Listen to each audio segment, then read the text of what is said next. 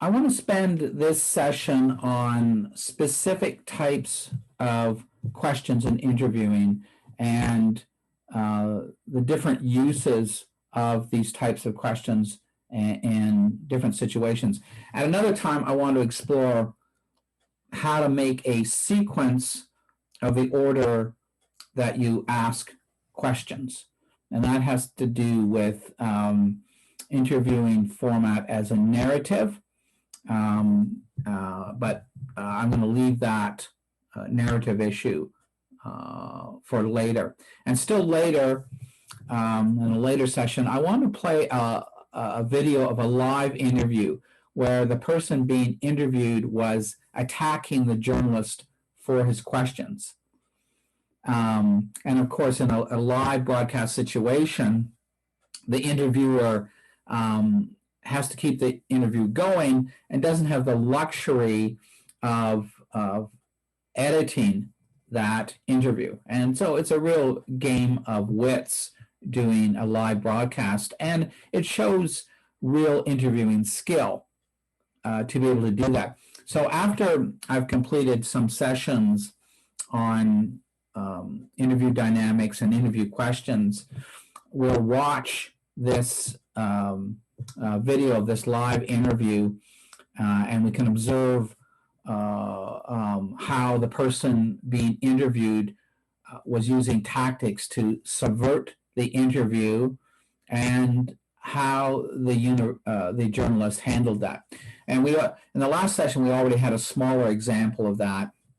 We watched the video of Canadian Prime Minister Pierre Elliott Trudeau trying to subvert an impromptu interview by asking the journalists questions that tested them. And we watched that, and I've posted the link on Moodle. So if you want to review that, you can. It's easily available on YouTube. In that episode, what we saw is Trudeau, in a sense, taking the role of the journalist. And as a sort of person subverting the interview, he tried to use questions towards the journalist to expose what he saw was wrong in the journalists. And in the video, you saw how the journalists stayed cool. They kept the Prime Minister talking, and they tried to turn the interview back to the Prime Minister. Eventually, you see from body language that Trudeau seems defeated and deflated. He just seems to lose energy on camera. It looks like he just doesn't know what to do. He looks like he feels defeated. And then he changes mood again. He gets angry and he lashes out in public. And he lashes out knowing that he's being recorded. And this provokes the Prime Minister into exposing his thinking and character. And so what we see is a Prime Minister who prided himself on bringing justice to Canadians, showing that he can justify being autocratic and suspend the law in Canada with martial law. So far, I have made the points that interviewing is the primary research method in journalism, and that the interview is also primary in journalism and essentially coming before the writing. The quality of the story then depends on the quality of the interview, not the quality of the writing. Once you've done the interviews, or in broadcast journalism, once you've recorded the interviews, if it's a live situation in broadcast journalism, the story is finished with the live interview. If in broadcast journalism you're going to go back and edit the interview, your story is still essentially written. And that's true of print journalism as well. So the quality of the story in journalism then depends on the quality of the interview, not the quality of the writing. Once you've done the interviews, the story is essentially written, and your story will fall into shape quickly using the formulaic structures of journalism. I've explained that journalism requires recognizing or creating opportunities. That is illustrated in the story of how Marie Colvin was able to interview Libyan leader Muammar Gaddafi when other journalists couldn't. That opportunity can come from the setting. It can come from cultivating contacts and cultivating networks of contacts, or it can come from sheer luck. But of course, you don't want to build your career in journalism on luck. You want to build it on other things. In terms of setting as opportunity, I described situations where getting to a location, often a location that's difficult to reach, or a location that has an exclusive setting, getting to that location creates the opportunity to interview people who are there, people who you don't know exist before you get to the location, and those people have information that you need, but you don't know before you get to the location that those people exist, and you don't know what information they have. The setting also gives you descriptive details to make the story more relatable to the audience. So that's illustrated by Marie Colvin traveling to the scene of a news story. Once Marie Colvin is on location, she looks for narrower, more focused settings, such as a hospital. A hospital is a location, a setting where victims gather. You don't have to go looking for victims. The victims are all coming to you in the hospital. And you also have the advantage in the setting of the hospital, you have experts to interview. The experts are the doctors and medical staff. They have stories about helping the victims. So the setting, Marie Colvin goes to a conflict zone, and then she goes to a hospital. She has strategically positioned herself in a setting which makes it easy to find people to interview. And Marie Colvin can also describe the hospital in the setting, and that helps the story come alive. Another example of the strategy of finding a setting was the video of Prime Minister Pierre Trudeau. The journalists had strategically positioned themselves at the entranceway to Canada's Parliament building. That's the perfect gateway. Instead of chasing politicians around the countryside, and the politicians are going behind closed doors, and you can't get behind closed doors, as a journalist, you know that all federal politicians have to go through the gateway in and out of the federal Parliament building. So that's a great place to position yourself.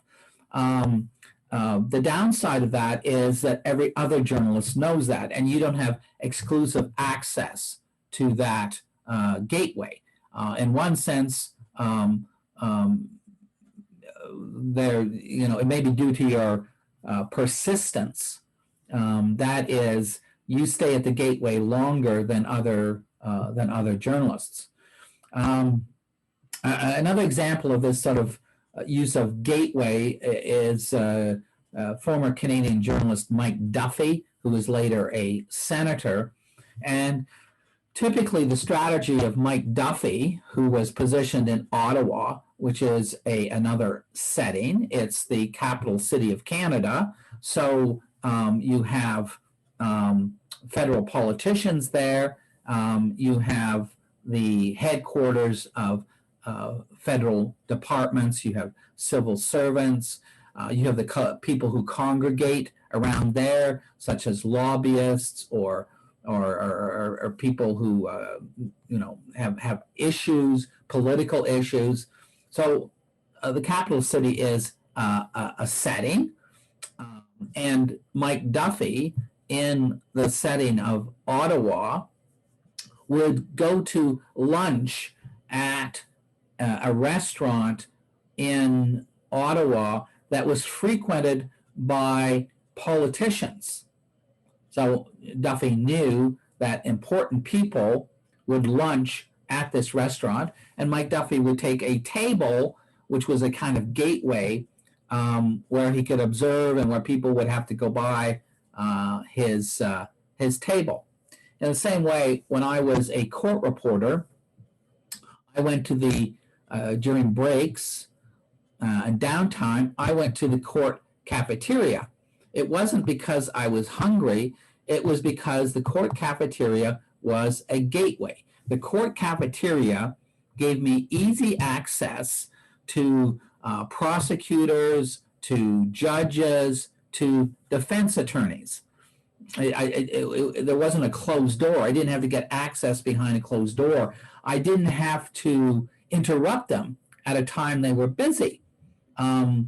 So when the court cafeteria then was a convenient setting for me as a journalist to catch the sort of people I needed to keep in touch with. So in a sense, the cafeteria in the court was a reporting tool.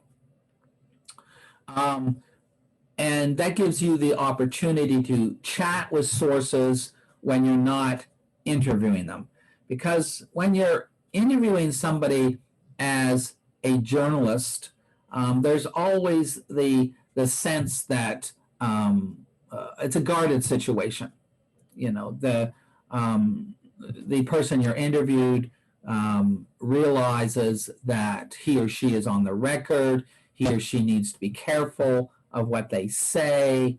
As a journalist, you're conscious of what you have to accomplish as an employee. Chatting is different. Chatting in the cafeteria is different. At the courthouse in Kamloops, there's meeting areas outside the courtrooms, benches, and that's like the cafeteria, that it gives you the opportunity to approach prosecutors and defense lawyers and witnesses and people up on charges outside of the courtroom. So this kind of chatting, where everybody understands it's more social than an interview situation, but you know, you're a journalist nevertheless.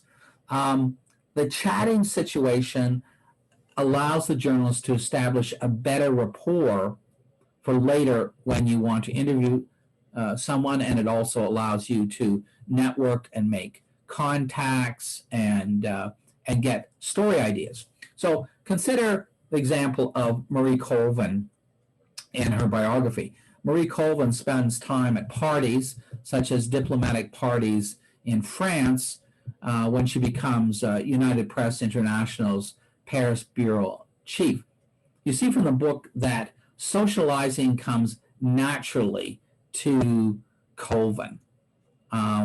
She's not going to diplomatic parties to conduct interviews. In fact, that would be breaking a kind of understood rule that these parties are meant to be more informal. They're not meant as press conferences. And so a journalist who kind of breaks that social rule is going to be seen negatively. Colvin, probably when she was socializing, but she's always the journalist as well. And socializing came naturally to her. What Colvin is doing at the diplomatic parties is she's building trust and respect and making contacts. So today I want to start a session on the types of questions and their different uses. And the list I want to go through, and I won't get through all of this today, I want to start with the idea of the perception of intent and competence. That's about you as the interviewer, as the journalist. How are you perceived? How are you conscious of how you are perceived? How are you conscious that you're being judged as a journalist and judged by your questions? A second point I'm going to look at too is only ask questions that you can justify. And I'm going to talk about what justifies a question and what doesn't justify a question. Third point I'm going to make is don't ask lazy questions. You ask a lazy question, you lose respect, you don't look competent. Fourth, I'm going to look at probing questions. Those are sometimes called a fishing expedition. That is, the person doesn't even know what he or she is looking for, and that's evident in the question. Fifth, simple versus complex questions. I'm going to argue that simple questions in journalism are, for the most part, better than complex questions. I'm going to look at dumb questions. And if you think I'm simply going to say don't ask dumb questions, that's only part of what I'm going to say. That part is obvious. What isn't obvious is that dumb questions can sometimes be very clever questions. And so some skillful journalists ask dumb questions, and we want to examine what's happening there. I want to look at the difference between judgmental and non-judgmental questions. Whenever you're asking a question, somebody is likely create an impression in his or her mind that your question is judgmental or your question is not judgmental. I'm going to look at a distinction that's common in interviewing, the distinction between directive questions and non-directive questions. A more colloquial phrase is open questions versus closed questions. I'm going to look at the summary or funnel question, and that's very typical of a broadcast situation where the beginning question is like a news lead that sets up the context of the story, particularly in a live broadcast situation. I'm going to look at the imperative of the question. That is, how some questions have ethical, social, or rational pressure, exert that kind of pressure on somebody to answer. I'm going to look at speculative questions, that is, what if questions. I'm going to look at how and why questions. I'm going to look at the strategy of follow-up questions and observational questions. And this kind of situation requires the journalist to be thinking on his or her feet and adapting quickly. That is, you may go into an interview with a scripted sequence of questions. When you get into the interview, somebody says something unexpected. Do you seize that opportunity with a follow-up question, or do you ignore that because it doesn't fit your script? I'm going to look at the ethical issue of informed consent and not using deception. That's a really important part of ethics in interviewing, and it affects the assignment in this course since you will be doing interviews. So although I will be looking at most ethical issues in journalism, at the end of this course, I will be looking at ethical issues in interviewing earlier in the course, and you should look at the course outline, which sets a standard for ethics of interviewing and doing assignments in this course, which include informed consent. So when you do the interview assignment in this course, you should be using informed consent. That's explained in the course outline, and I am going to spend time on that likely before you get to the interview stage. Finally, I'm going to look at the issue of difficult sources.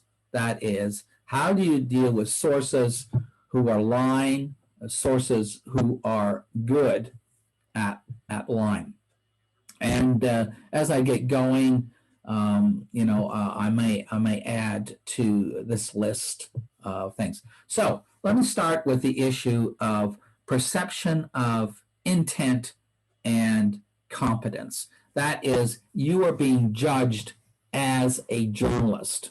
The moment you contact somebody, the moment you say, I'm a journalist, I want to do a story about you, or the moment you contact a source and say, I'm a student journalist at the university, that moment of contact creates a perception of your intent and your competence.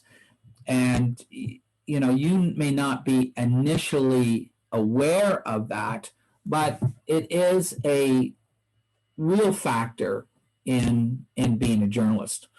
And we're seeing a real explosion of this issue right now, particularly when we watch the spectacle of what is happening publicly and politically in the United States, and we look at the attitude that's boiling up about journalists in the United States. So, it almost seems as though the public is sometimes stuck mentally on seeing journalists as a kind of Hermes archetype. Hermes being the Greek messenger of the gods. To the ancient Greeks, Hermes was the son of the powerful god Zeus. So the son of a powerful god has some power by birth, and Hermes delivered the messages of the gods, which was another form of power, and is why Hermes is sometimes compared to journalists. If the message is good, the messenger is welcome. If the message is bad, the messenger isn't welcome. And that's where we get the popular phrase, kill the messenger. There's actually an interesting book about the episode in the life of a journalist. Was made into a movie. I put a book on the course called Kill the Messenger. Man, it's a book exploring the life of this journalist, and the sort of the thesis of this book is that that it was a kill the messenger kind of situation, and the journalist suffered so much in this situation that he committed suicide. If you want to explore that, there's that book, and you can look up the movie. But the basic idea here is that you get rid of a bad message by stopping it from being delivered. If you can turn the messenger into an enemy, you can get rid of the message. And we're seeing that idea play out right now in the United States. For 4 years, Donald Trump, as president of the United States, has been trying to kill the message by killing the messenger. He's been trying to discredit any messages about him by discrediting the media even before the media can deliver the message. This character Hermes had other powers. He delivered dreams, which are kind of a divine message in themselves. He escorted people to Hades, or the underworld, which probably didn't make him popular. And people sometimes may feel that that's the function of journalists in their experience, to put them in hell, or put them in prison, that sort of thing. Hermes was also known as being clever, tricky, deceitful, and good at stealing things. And you can see how some popular impressions of journalists fit that as partly as a way of killing the messenger. Kill the messenger, you get rid of the message. Hermes was also a musician. So Hermes is an interesting archetype that seems to fit how some people see journalists and so how some people blame journalists for messages that they don't want to hear. From my experience as a journalist, sometimes the first thing I would hear when I contacted somebody was a Hermes complex. Their sense that a journalist is a tricky and deceitful person with the power to deliver a bad message. They don't know me, but they're assuming right away that this is a Hermes situation. So the first thing I would hear sometimes when I was phoning somebody was, I don't trust reporters. You haven't even gotten to a discussion. You know, you're trying to negotiate an interview, you're trying to negotiate information. The first thing you hear is, I don't trust reporters, or I've had a bad experience as a reporter, or I've had a bad experience with a reporter at your newspaper. And those were all things I heard and something I had to deal with. And it's an easy way for people to escape doing an interview they don't want to do. And so as a journalist, that may be the first thing you have to deal with. And I had the same experience when I was hired to teach journalism at this university. It was like other faculties had a Hermes complex, and they like to see the media as the archetype of the evil messenger. The reason I say all this is to make the point that you are judged as a journalist for being a journalist, for the public perception that precedes you, and you are judged by the questions you were asked. So people try to interpret the intent of your questions. From their point of view, is your question intended to harm them or harm somebody they know? Or is your question intended to praise them and help them? Or is your question intended to be neutral? Are you gathering information rather than trying to get information to fit your preconceived conception as a journalist? Now, this is all about the perception of your intent. You may not have intended the question in the way it's perceived, but you should be aware that the way your question is perceived, the way your intent is perceived, can affect the answer and the interview. So you don't want to be innocent about how you phrase a question. You want to think about these things. As well, your competence can be judged by the questions you were asked. If the questions seem competent, you get a different response from questions that seem incompetent. If you start an interview unprepared, not only can you look incompetent, you are easier to manipulate by the person you're interviewing because you come unprepared. If your questions show that you are not skillful at interviewing, that creates an opportunity for you to be manipulated by the person you are interviewing. If your attitude in the interview is arrogant, egotistical, or you look easily intimidated, you can be manipulated by the person you are interviewing. Arrogant people and egotistical people are easy to manipulate. People who are easily intimidated are easy to manipulate. I can talk about, from my experience, about media interviews from both sides. That is, I've been a journalist interviewing others, and as a book author and writer of articles, and also from holding positions in the community. So for a while, I was the chair of the Citizens Advisory Committee for the Kamloops Maximum Security Prison. I'm no longer on the board, but because of those situations, I have been interviewed by the media, and so I'm able to see from both sides of experience, both as being a journalist and being somebody who's interviewed by the media.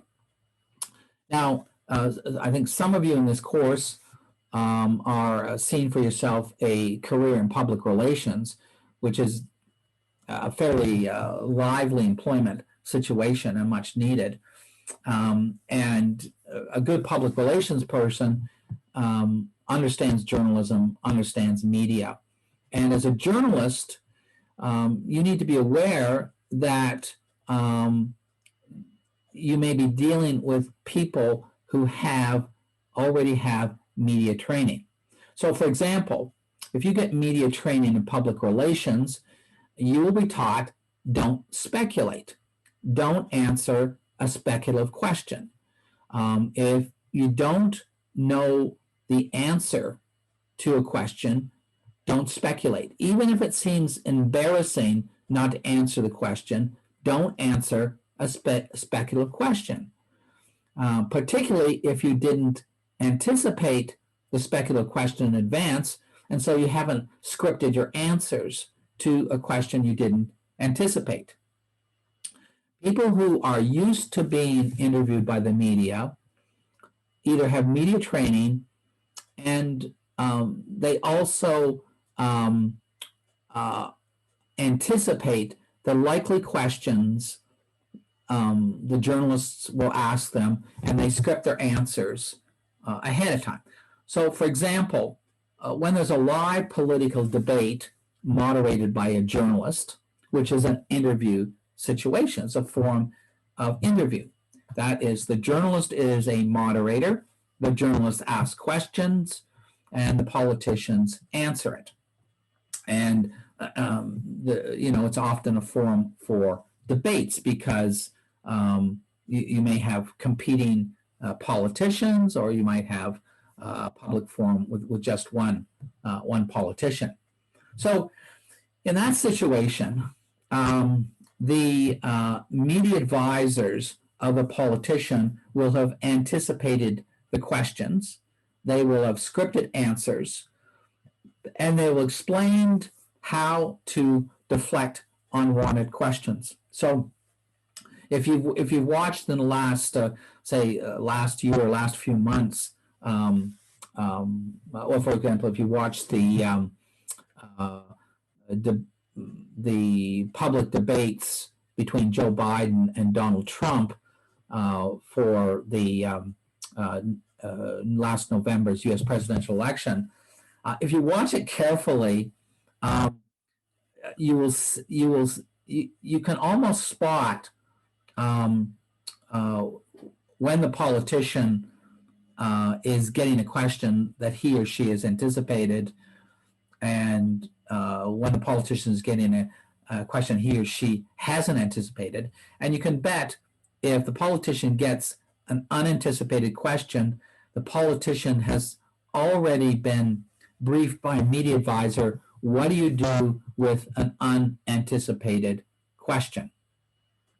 So, as a journalist,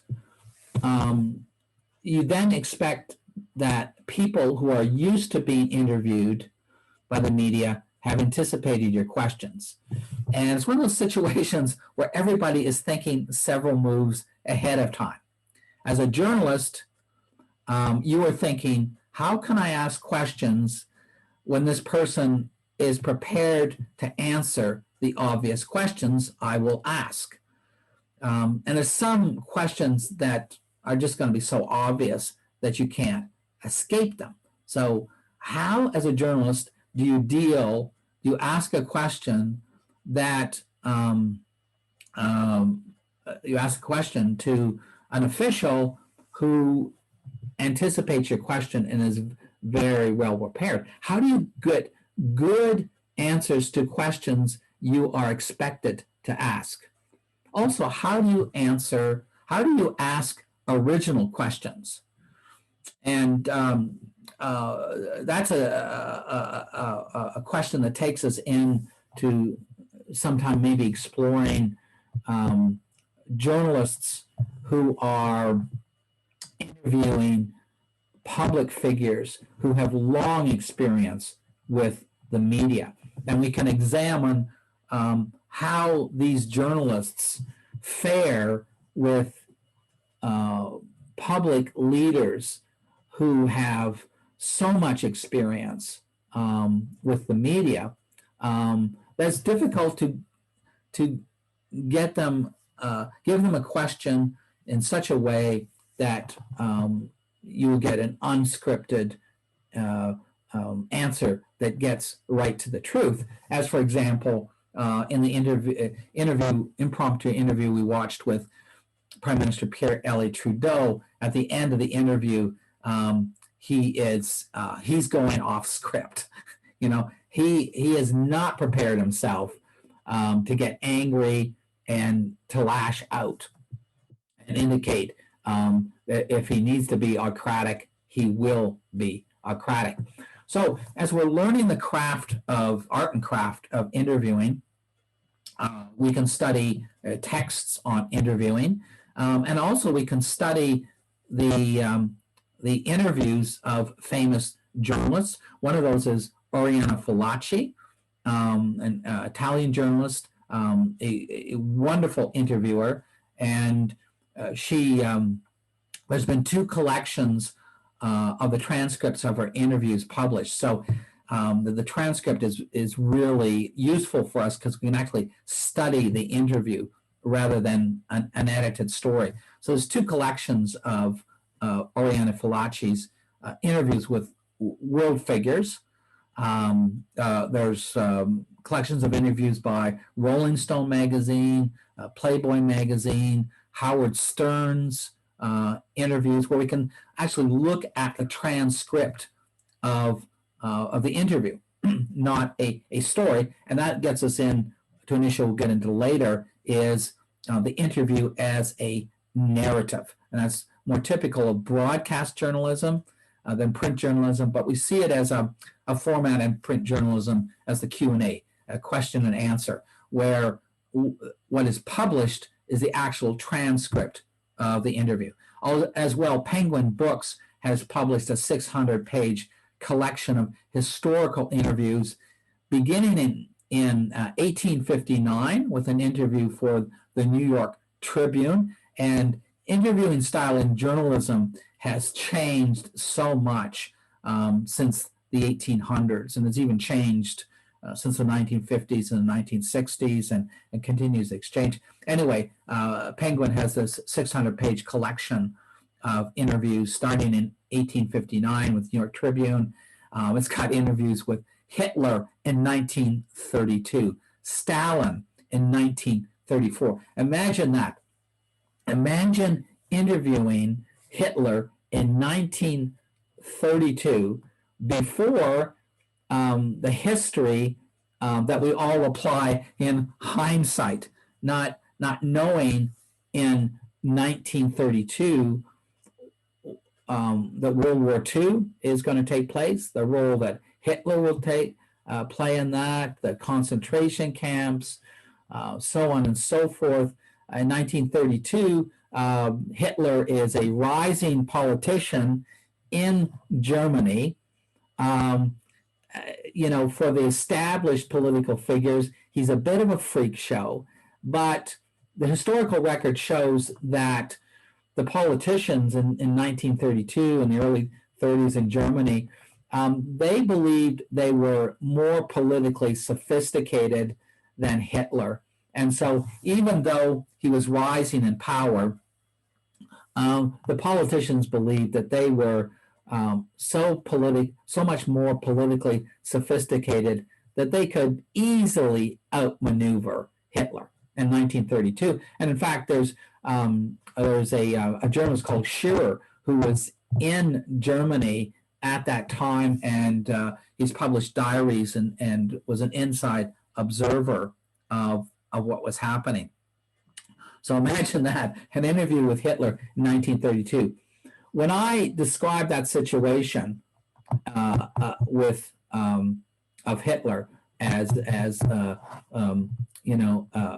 bit of a freak show where the political establishment believes they can control it, I wonder if you're flash forwarding to Donald Trump, another freak show where the Republican establishment believed that they were much more politically sophisticated than they could handle Trump, and the politicians as a whole believed they could handle Trump, and the media seems to believe that they could handle Trump as well, and we're now seeing the consequence of that kind of confidence.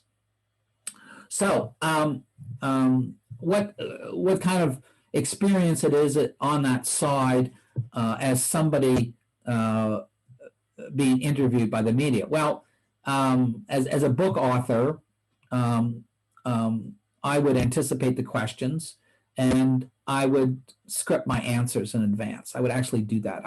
I would sit down and say, what am I likely to get asked, and what would be a good answer. So one time I published a book on federal prisoners in Canada and the United States, and my book publisher sent me on a book tour, and the publicist for the publisher arranged interviews with the media. And so I anticipated that the media would formulate questions based on news events. That book, it was on federal prisons in Canada and the United States. So, prison and prison reform and crime issues are newsworthy. So I anticipated that the media would ask questions based on news events, or that the media would formulate questions based on popular media about prisons, even Hollywood films. That is, in order to connect with a popular audience, I thought I might get asked questions about fiction. That is, questions about Hollywood films on prisons. I mean, at first that might not seem like something you would do, but it makes sense in terms of formulating questions that relate to a popular audience.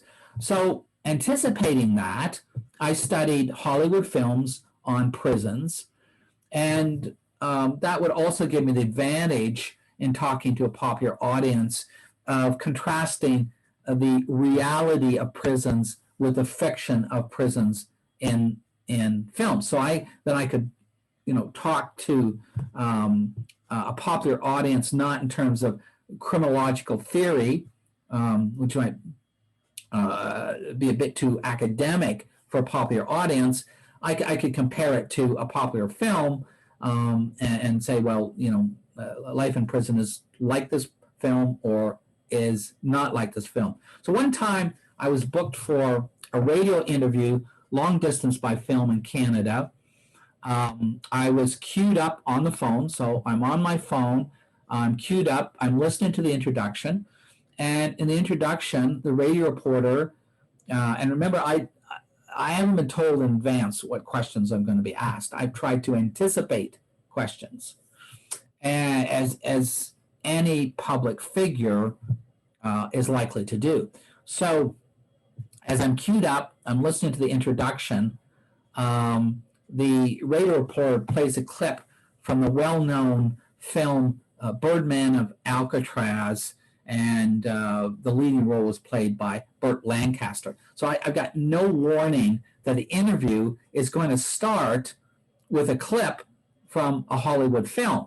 But I'd researched the film, I'd written notes for myself about the film, and I launched into the interview right away by saying, well, I interviewed a guard at Alcatraz prison about the real person that Lancaster played in the film. So it was a question. It wasn't that I specifically anticipated being a question, but I was prepared. Another time, give you more insight into the position on the other side of the interview, the perceptions of the person being interviewed. Another time, the publicist booked me for an hour-long interview with CFRB Radio in Toronto in the studio. I had no idea what questions the radio reporter would ask.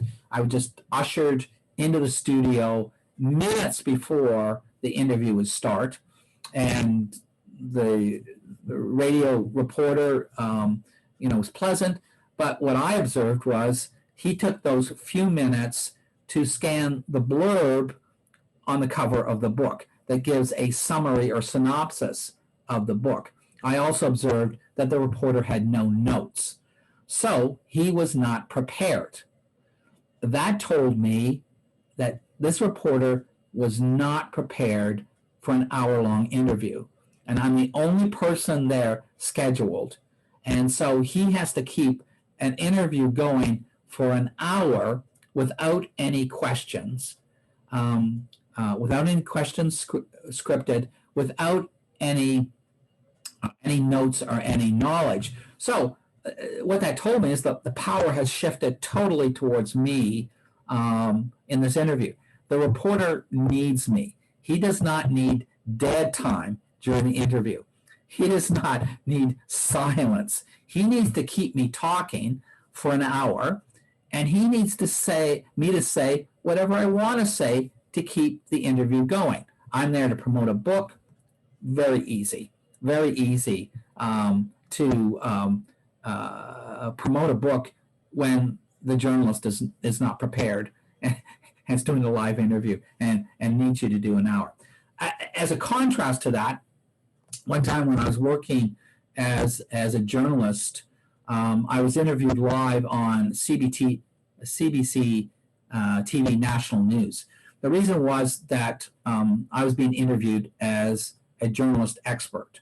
I had been the only reporter in Canada who covered full-time an important federal inquiry on prisons in Canada, and so I was going to be interviewed as an independent expert on the inquiry. The interview was filmed live by video camera inside a prison in Kingston, Ontario, with the interviewers in studio in Toronto, hundreds of miles away. I've got an earbud in my ear so that I can hear the questions from the Toronto studio, and then I am going to respond to them. The interviewers wanted me in the setting inside the prison, even though the inquiry was not done inside the prison. What they want is the setting. So they want me on camera talking about prisons inside a prison for the setting, more dramatic that way. And so I can hear the questions. So 15 minutes before the interview goes live, I've got some time to talk to the interviewers in Toronto over the earbud. And that is unrecorded time. That is a pre-interview with me. And the idea of that pre-interview is to see what I would say and to test their questions before they get live and they don't know what I'm going to answer and how I'm going to deal with their questions. And that's a typical tactic in journalism, to do pre-interviews. One time I was assigned to a beat where I was writing a column once a day for 5 days of the week, and I didn't have enough time to do an interview that would go nowhere, because by the time I set it up, set the interview up, went to location, did the interview. Half a day was gone, and I had a couple of hours left to write the story. No time for a dud interview. So I did the same thing. I did pre-interviews. When I make the first contact and am negotiating the interview, I'm also doing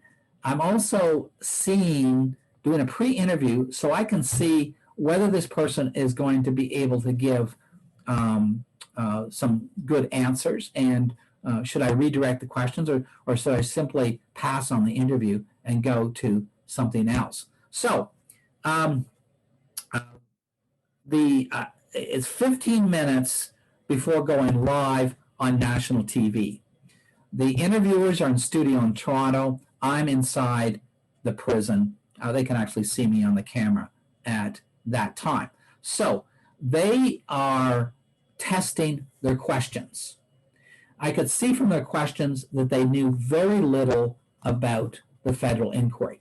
Although my stories were sent twice a day across Canada via Canadian Press Newswire, and the prison inquiry was lasted over 3 months. So there was plenty of material. But I could tell from the questions that these interviewers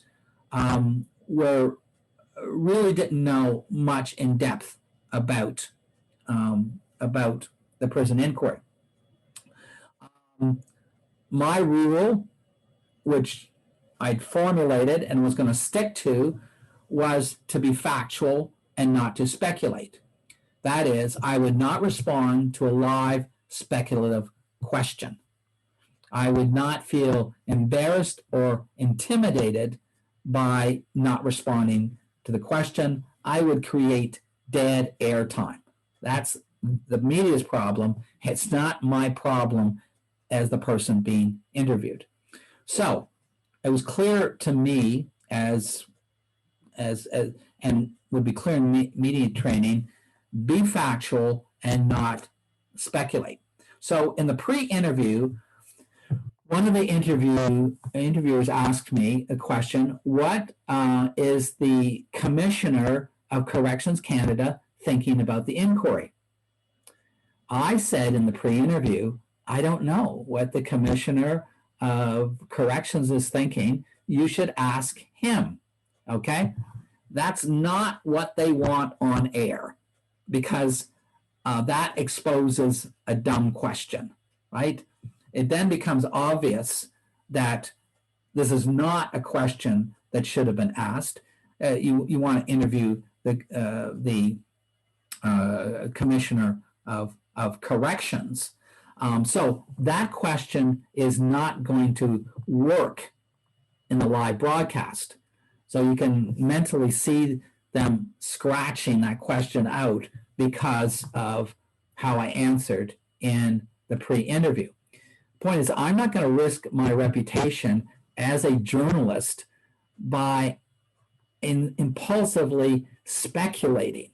And that's a problem now, because journalists are being used as experts. And in a way, it's an easy fill-in. That is, you can't get to the main source, so you interview the journalist who has written a story about that. So if you watch CNN, you'll see CNN doing this frequently. A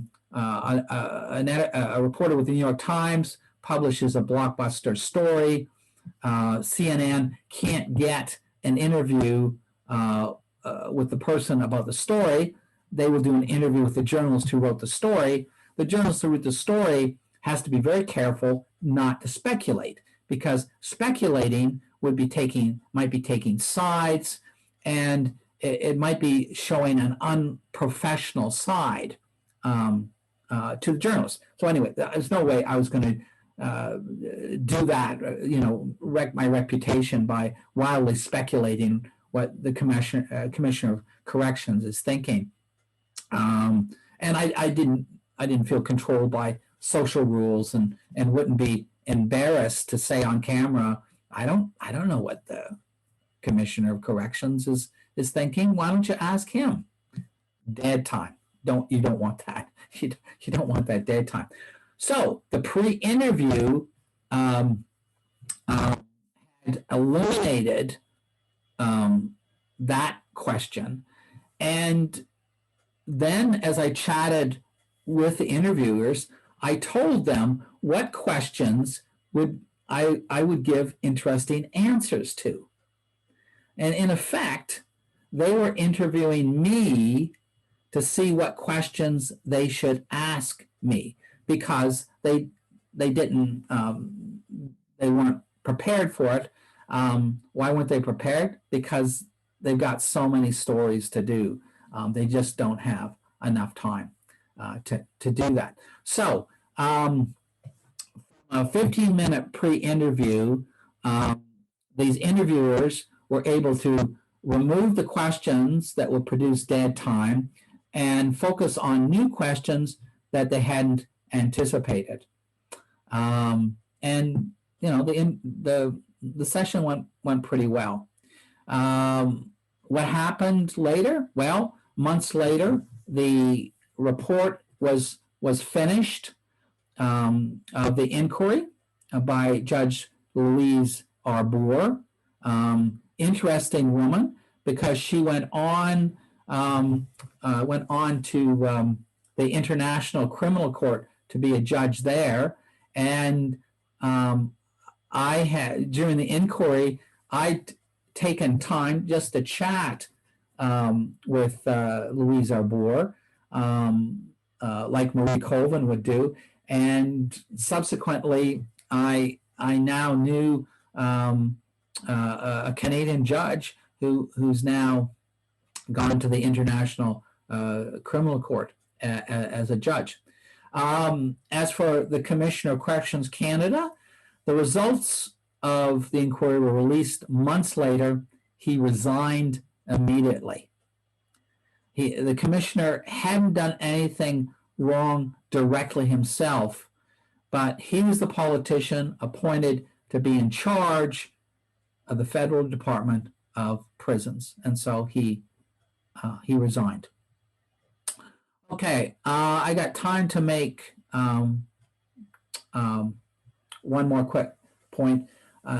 Number 2 on my list: only ask questions that you can justify. As a journalist, you have no power or right to ask questions and no right to force answers. You can only persuade people to talk to you. You have to use your powers of persuasion. Consider a police investigator. A police investigator has legal rights, legal power to ask questions within certain limits. During a court trial, a lawyer can ask a witness questions, and a judge can legally compel a witness to answer. If the witness doesn't answer the question, the judge can find the witness in contempt of court.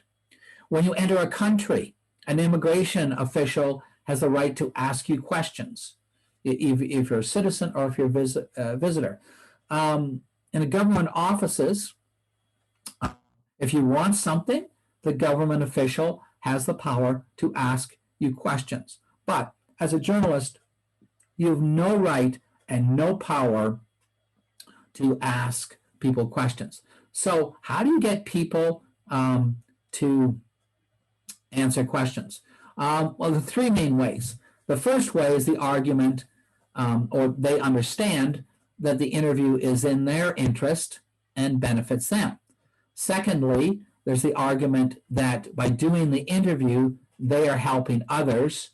Third, if the interview is not in the person's interests and it doesn't help others, the interview may still be justified. Okay, so first point, the argument, it's in their interest and benefits them. This one is easy. Somebody's selling something, a politician wants to be elected, a government official wants to win public cooperation, a person wants to feel vindicated, a person wants to tell his or her side of the story. These people want media attention, and so it's easy to negotiate an interview. What about people that really don't feel the interview benefits them? Okay, that's when you get to the argument they will be helping others. So, for example, the two female reporters for the New York Times who broke the Harvey Weinstein sex abuse scandal in articles in 2017, and that those articles helped trigger the hashtag Me Too movement. They had a lot of trouble getting victims to go on the record.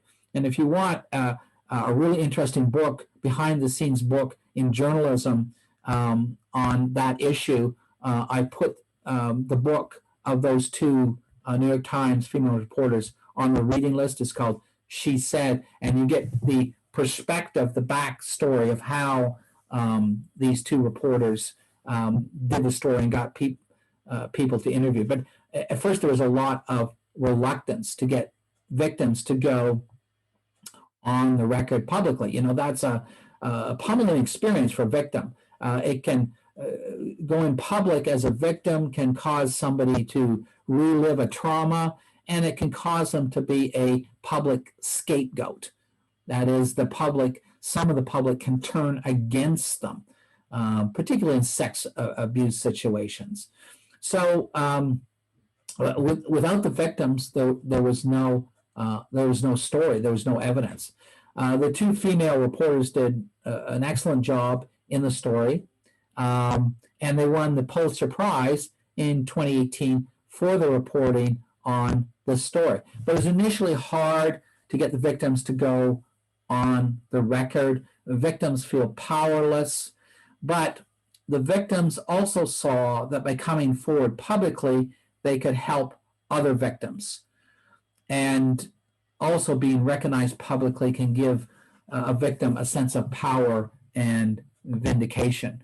And it's, you know, and in these kinds of situations, the first couple of victims to come forward publicly is very hard for them. But when they come forward publicly, it encourages other victims to come forward. So the argument there is they're helping others. You know, the Harvey Weinstein story and perhaps the whole force of the Me Too movement depended on the victims coming forward publicly to help others and to get justice.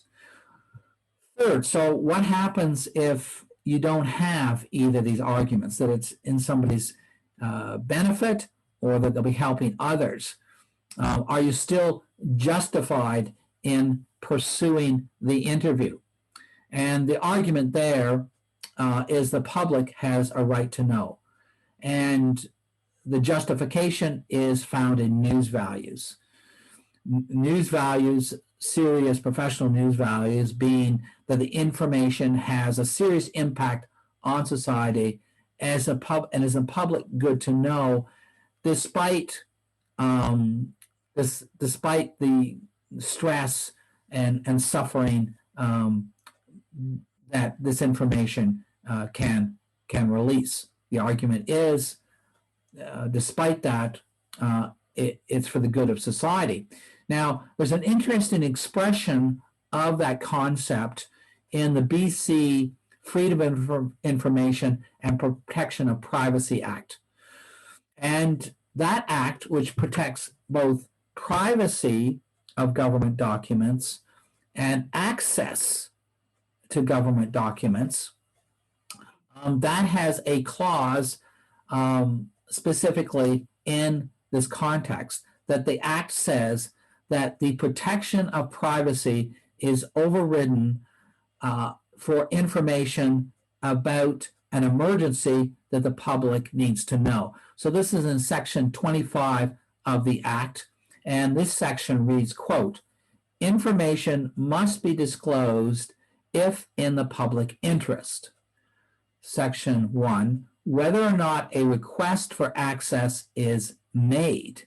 Now that's interesting, because what that says is there's a duty of government officials to release confidential information if it's in the public interest, even if there hasn't been an application made to release the information. So information must be disclosed in the public interest Section 1, whether or not a request for access is made, the head of a public body must, without delay, disclose to the public, to an affected group of people or an applicant, information about a risk of significant harm to the environment or to the health and safety of the public or a group of people, or the disclosure of which is for any other reason clearly in the public interest.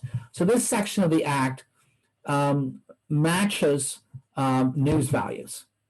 That is information that is in the interest of the public. And this section defines it specifically as information about significant harm to the environment or the health or safety of the public. So toxic waste, coronavirus outbreak, a criminal spree. Those are three examples of those three things: significant harm to the environment, or the health, or the safety of the public. And right now, of course, we're in the midst of a coronavirus outbreak, and there's this issue of how much private confidential information should we have about outbreaks. And right now, I mean, if you're watching the news in Kamloops, I think now we're up to 9 schools have had cases of confirmed cases of the virus, and students and teachers are in quarantine. So this is an important public issue right now. That is how much private confidential information should we have about an outbreak of a virus, which is a clear health emergency. So that is an example of justification, whereas based on news values and actually on instances in the law. And we'll see these kinds of issues repeated later in this course when we get to looking at libel law and what information is in the interest of the public. So information is justified when it's in the public interest, and we look at those kinds of news values. Information is not justified when it's gossip or information about celebrities. That is, that kind of celebrity gossip does not have a serious impact on society, and it is not in the good of the public to know.